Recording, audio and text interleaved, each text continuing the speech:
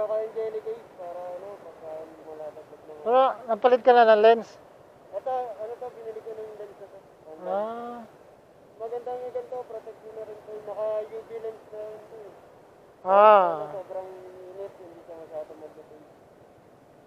sabagay sa akin kasi, ano, matagal na to eh, mga 5 years na siguro to. Oo. Malinaw pa rin. Oh, malinaw pa rin. Yan, nakakulit mo. Ha? Recording yan. Oh, recording. Shoutout natin. Shoutout kay Bob, kay Alden Motovlog. Yan. Kaya to. Ingat, ingat.